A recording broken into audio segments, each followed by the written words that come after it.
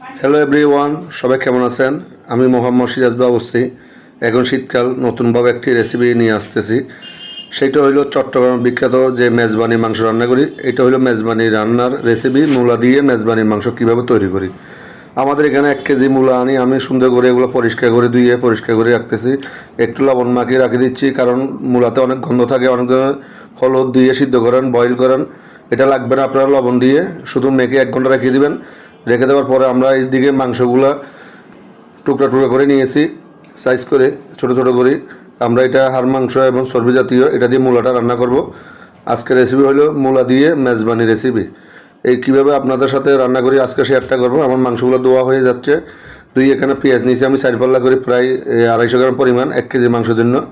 এখানে পেঁয়াজগুলো 4 পিস করে কাটা হয়ে গেছে। এখানে 2 চামচ সাদা সরিষা এবং 2 চামচ চীনাবাদাম পাটায় বেটে নিব আমরা। এদিকে আদা রসুনগুলা কাটা হয়ে গেছে, এখন এগুলা ফাটায় বেটে নিব।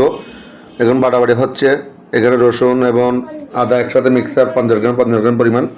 এদিকে বাদাম সরিষাগুলো আমার বাটা হয়ে গেছে। এখানে মাংসগুলো দিয়ে আমি এখন পেঁয়াজগুলো দিয়ে দিলাম। পেঁয়াজগুলো দিয়ে এখানে দিচ্ছি কয়েকটা টমেটো এবং গরম মশলা দিচ্ছি। এখন এলাচি, দারচিনি, তেজপাতা এগুলো দিয়ে দিলাম। এখন এখানে কী কী মশলা দিব আজকে, এখানে জিরা গুঁড়া, ধনিয়া গুঁড়া এবং মিক্স মশলা, সরিষার তেল, হলুদ, মরিচ এগুলো সম্পূর্ণ রেডি করতেছি। এখন দিচ্ছি 1 চামচ পরিমাণ লবণ, 1 চামচ পরিমাণ হলুদ গুঁড়া, 2 চামচ মরিচের গুঁড়া এবং 1 চামচ পরিমাণ জিরা গুঁড়া, 1 চামচ পরিমাণ ধনিয়া গুঁড়া এবং সাদা সরিষা, চীনাবাদাম একসাথে মিক্সার বাটা এবং আদা রসুন দেওয়া হচ্ছে। এখানে এলাচি 5-6টা পরিমাণ, দারচিনি 4-5টা, তেজপাতা 3-4 পিস, সরিষার তেল প্রায় 100 গ্রাম পরিমাণ দিয়ে আমার এই মাংসটা সম্পূর্ণ হাতে মেখে নিব।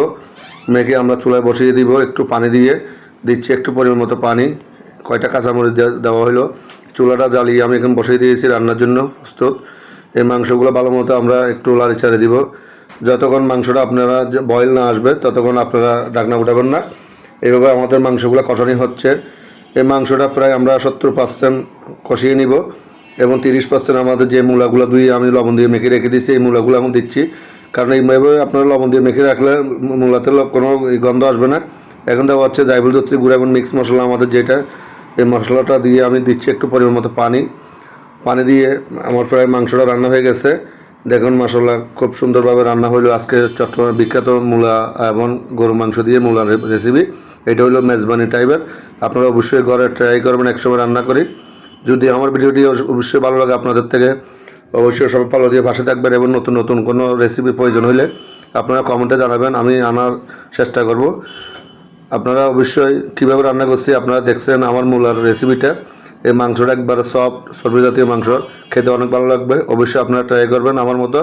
যদি ভালো লাগে অবশ্যই লাইক শেয়ার করে পাশে থাকবেন।